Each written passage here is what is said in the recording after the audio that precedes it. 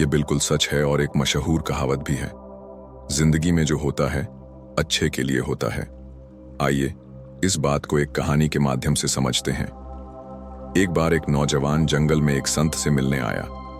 वह बहुत दुखी था और रो रहा था। संत ने उसे समझाते हुए कहा, चिंता मत करो, जो कुछ भी हुआ है वह अच्छे के लिए हुआ है। यह सुनकर नौजवान गुस्से में बोला, आप कैसी बातें कर रहे हैं? मेरा सब कुछ लुट गया। लुटेरों ने मेरी सारी चीजें छीन ली। अब मेरे पास घर लौटने के लिए भी कुछ नहीं बचा। यह मेरे साथ अच्छा कैसे हुआ? यह तो मेरे जीवन की सबसे बुरी घटना है। दरअसल वह युवक जंगल में सैर के लिए गया था, जहां लुटेरों ने उसे लूट लिया और खाली हाथ छोड़ दिया। यह सुनने के बाद संत ने कहा, मैं तुम्हें एक कहानी के माध्यम से इस बात को समझाता हूं। नमस्कार दोस्तों, हमारी चैनल पर आपका स्वागत है। अगर आप हमारे चैनल पर नए हैं तो कृपया इसे सब्सक्राइब करें, वीडियो को लाइक और शेयर करें और अपनी राय कमेंट्स में जरूर दें। इस कहानी को ध्यान से सुनिए क्योंकि यह आपकी जिंदगी बदल सकती है। संत ने कहानी शुरू की। एक समय की बात है, एक गांव में भयंकर बाढ़ आई। बाढ़ इतनी तेज थी कि सब कुछ बह गया। उस गांव में एक गरीब किसान अपने परिवार के साथ रहता था। उनके पास खाने के लिए बहुत कम अनाज था, लेकिन बाढ़ ने वह भी नष्ट कर दिया। किसान का बेटा फिर भी शांत था। उसने कहा, कोई बात नहीं पिताजी, जो हुआ अच्छा हुआ। यह सुनकर किसान को गुस्सा आ गया। उसने कहा, तू कैसी पागलों जैसी बातें कर रहा है? हमारा सब कुछ बर्बाद हो गया। खाने के लिए कुछ नहीं बचा, रहने का घर बह गया। इसमें अच्छा क्या है? यह तो बहुत बुरा हुआ। संत ने आगे बताया, लेकिन बाद में उन्हें पता चला कि बाढ़ ने उन्हें डाकुओं से बचा लिया था। डाकू आसपास के गांवों में लूटपाट कर रहे थे, लेकिन बाढ़ के कारण वे उस गांव तक नहीं पहुंच सके। इस तरह उनकी जान बच गई।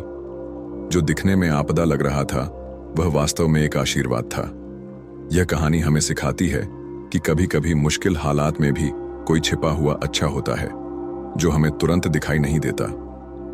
जिंदगी अपने तरीके से चलती है और हर घटना के पीछे एक कारण होता है। किसान को बहुत गुस्सा आया और उसने लड़के को घर से बाहर निकाल दिया। उसने कहा, तू यहां से चला जा, तू यहां रहने के काबिल नहीं है। लड़का रोते हुए वहां से चला गया। समय बीता और शाम हो गई, लेकिन लड़का अभी तक घर नहीं लौटा। किसान को अपनी गलती का एहसास हुआ, लेकिन अब वह कुछ कर भी नहीं सकता था। तभी अचानक से एक नाव आई, जिसमें से कुछ लोग उतरे और गांव वालों की मदद करने लगे। किसान की पत्नी ने कहा, आपने उसे बेवजह डांट दिया। वह सही कह रहा था। देखिए, अच्छा ही हुआ कि इन लोगों ने हमें बचा लिया। किसान गुस्से में बोला, तुम्हें समझ नहीं आता, इसमें अच्छा क्या है? इनका तो काम ही बचाना है। अभी इन्होंने हमें बचा लिया, लेकिन हमारे पास न खाना है न घर। हम कहां रहेंगे और क्या खाएंगे? इसका कोई हल है? पत्नी ने कहा, अगर पैसे नहीं हैं तो आप इतना परेशान क्यों हो रहे हैं? किसान ने जवाब दिया, मुद्दा सिर्फ पैसे का नहीं है। हमारे घर में एक पोटली थी जिसमें एक बहुत खास चीज थी, वह भी बाढ़ में बह गई। अब मेरे पास कुछ भी नहीं बचा। पत्नी ने पूछा, आखिर ऐसा क्या था उस पोटली में? किसान ने कहा, अब जब वह पोटली नहीं रही तो उसका जिक्र करना बेकार है। धीरे धीरे समय गुजरता गया। किसान ने लोगों से मदद मांगकर जैसे तैसे गुजारा करना शुरू किया, लेकिन यह कब तक चलता? इस साल खेत में फसल भी ठीक से नहीं उगी। किसान बहुत परेशान और चिंतित रहने लगा। एक दिन वह अपनी पत्नी के साथ बैठा था। पत्नी ने कहा, चिंता करने से कुछ नहीं होगा। आप शहर जाकर कोई काम क्यों नहीं ढूंढते? कुछ समय के लिए जो भी काम मिलेगा उससे रोजी रोटी का इंतजाम हो जाएगा। मैं भी आसपास के घरों में काम कर लूंगी। इससे थोड़ा धन आ जाएगा और हम अपना गुजारा कर पाएंगे। किसान को यह बात सही लगी। अगले दिन वह शहर काम की तलाश में गया। हर गली और हर जगह काम ढूंढने लगा, लेकिन किसी ने उसे कोई काम नहीं दिया। वह परेशान हो गया और सोचने लगा कि अब कैसे गुजारा होगा। बाढ़ के बाद उसने जैसे तैसे घास फूस से एक छोटा सा घर बनाया था। एक दिन वह अपने खेत में खड़ा होकर फसलें देख रहा था। इस साल फसल भी ठीक से नहीं उगी थी। वह सोचने लगा कि सब कुछ कितना बुरा हो गया है। मेरा बेटा भी घर छोड़कर चला गया। मैं हर तरह से अकेला रह गया हूं। ऊपर से वह कहता था कि जो हुआ अच्छा हुआ। यह अच्छा कैसे हो सकता है?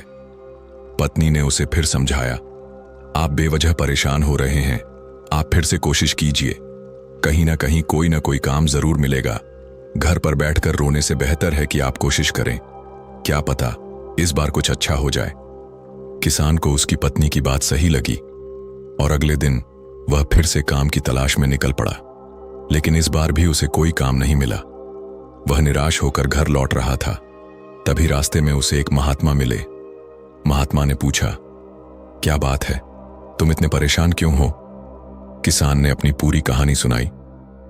बाढ़ में मेरा सब कुछ बह गया, मेरे पास खाने को अनाज नहीं है, न ही रहने को ढंग का घर।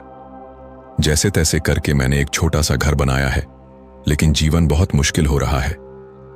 महात्मा ने शांत स्वर में कहा, इसमें परेशान होने की क्या बात है? किसान ने कहा, कैसे परेशान ना हूं?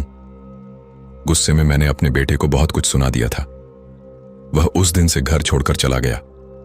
महात्मा मुस्कुराए और बोले, यही तो मैं कह रहा हूं, जो हुआ अच्छा हुआ। किसान को गुस्सा आ गया और वह बोला, आप कैसी बातें कर रहे हैं? मेरा सब कुछ बर्बाद हो गया है, मेरे पास न खाने को है न घर है, और मेरा बेटा भी मुझे छोड़कर चला गया, इसमें अच्छा क्या है? महात्मा ने कहा, सब्र रखो, हर सवाल का जवाब समय पर मिल जाएगा, परेशान मत हो। इतना कहकर महात्मा वहां से चले गए। किसान को अफसोस हुआ कि वह महात्मा को कुछ दे नहीं सका, लेकिन उस रात वह इस सोच में डूबा रहा कि आखिर जो होता है वह अच्छे के लिए कैसे होता है। मेरे साथ तो कुछ भी अच्छा नहीं हुआ। अगले दिन किसान फिर से काम की तलाश में शहर निकल गया। इस बार किस्मत ने उसका साथ दिया। एक बड़े सेठ के घर में उसे काम मिल गया। सेठ बहुत दयालु व्यक्ति थे और वहां पैसे की कोई कमी नहीं थी। सेठ ने कहा, अगर तुम्हें कोई दिक्कत हो तो मेरे घर के पास एक खाली मकान है, तुम वहां रह सकते हो। किसान ने विनम्रता से कहा, नहीं नहीं, मैं ठीक हूं, आपका बहुत आभारी हूं। सेठ ने उसे अच्छी तनख्वाह पर काम पर रख लिया। अब किसान और उसकी पत्नी बहुत खुश थे। अगले दिन रात को उनके दरवाजे पर किसी ने दस्तक दी। किसान ने दरवाजा खोला और हैरान रह गया। सामने एक लड़का खड़ा था जिसके पास एक बड़ी कार और एक बड़ा बैग था। किसान ने चौंक कर पूछा, तुम कौन हो? लड़के ने मुस्कुराते हुए कहा, पापा, मैं आपका बेटा हूं। किसान बिल्कुल अवाक रह गया। उसने पूछा, यह कैसे संभव है, तुम कहां थे? लड़के ने कहा, पापा, आप लोगों ने घर बदल लिया और मुझे बताया तक नहीं। मैंने गांव वालों से पूछा तो उन्होंने बताया कि आप अब यहां रहते हैं। उस दिन जब मैं घर से निकला तो मैं काम की तलाश में दूर शहर चला गया। वहां मुझे काम मिल गया और मैंने व्यापार शुरू किया। भगवान की कृपा से व्यापार में खूब मुनाफा हुआ। आज उसी मेहनत की बदौलत मैं आपसे मिलने आया हूं। किसान की आंखों में खुशी के आंसू थे। उसने महात्मा की बात को याद किया, जो होता है अच्छे के लिए होता है। और मैं आपको यह बताना चाहूंगा कि मैंने नगर में एक नया घर भी ले लिया है। किसान खुशी से उछल पड़ा और कहने लगा, अब मुझे सब समझ में आ गया। लड़के ने मुस्कुराते हुए कहा, पापा, मैंने कहा था ना, जो होता है वह अच्छे के लिए होता है। अगर उस दिन बाढ़ नहीं आई होती और हमारा सब कुछ बर्बाद नहीं हुआ होता तो शायद यह सब नहीं होता। अगर वह घटना न हुई होती तो मैं कभी घर छोड़कर रोजगार की तलाश में नगर नहीं जाता। किसान ने हामी भरते हुए कहा, हां, अब मुझे भी यह समझ आ गया कि तुम्हारी बात बिल्कुल सही थी। देखो, बाढ़ की वजह से ही मुझे यहां बड़े घर में नौकरी मिली। अब तो हमारा जीवन पूरी तरह से बदल गया है। डबल मुनाफा, डबल पैसा और हर तरफ फायदा ही फायदा। सच में हम तो मालामाल हो गए। किसान और उसका बेटा खुशी से उछलने लगे। महात्मा ने यह कहानी सुनाने के बाद उस नवयुवक को समझाया, जिंदगी में एक बात हमेशा याद रखना, इंसान की सोच सीमित होती है, वह कुदरत के फैसलों को नहीं समझ सकता। जब कुछ बुरा होता है तो इंसान सिर्फ आज की स्थिति देखता है और सोचता है कि उसके साथ अन्याय हुआ है। लेकिन सच्चाई यह है कि अगर तुम्हारी नीयत अच्छी है और मन साफ है तो कुछ भी गलत नहीं हो सकता। बुरा समय चाहे कितना भी कठिन हो, वह गुजर ही जाता है। जब भी तुम्हारे जीवन में मुसीबत आए तो यह बात याद रखना कि समय बदलेगा। बुरे वक्त में धैर्य रखो और ऐसा कोई कदम मत उठाओ जिसके लिए बाद में पछताना पड़े। याद रखो, जो होता है वह अच्छे के लिए होता है। नवयुवक ने सवाल किया। यह सब तो ठीक है, लेकिन मेरा तो सब कुछ चोरी हो गया। इसमें अच्छा क्या है? अब मैं घर कैसे जाऊंगा?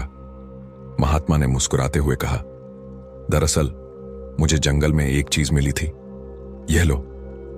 महात्मा ने उसे एक चमकदार पत्थर दिया और कहा, इसे नगर में जाकर बेच देना। यह मेरे किसी काम का नहीं है, लेकिन तुम्हारे काम आ सकता है। नवयुवक ने वह पत्थर लिया और देखा कि वह एक पारस पत्थर था। पारस पत्थर की खासियत यह थी कि वह लोहे को सोने में बदल सकता था। अब वह नवयुवक भी मालामाल हो गया। उसने खुशी से कहा, अगर मेरा सामान चोरी नहीं होता तो मैं महात्मा के पास नहीं आता, और अगर महात्मा के पास नहीं आता तो यह पारस पत्थर मुझे नहीं मिलता। तो दोस्तों, इस कहानी से हमने क्या सीखा? हमने सीखा कि जिंदगी में जो भी होता है वह हमारे भले के लिए होता है। हमें हमेशा धैर्य रखना चाहिए और अच्छे समय का इंतजार करना चाहिए। अगर आपको यह कहानी पसंद आई तो इसे उन लोगों के साथ जरूर साझा करें जिन्हें इस सीख की जरूरत है, और हमारे चैनल को सब्सक्राइब करना ना भूलें। अगली कहानी में फिर मिलते हैं, तब तक अपना ख्याल रखें। धन्यवाद।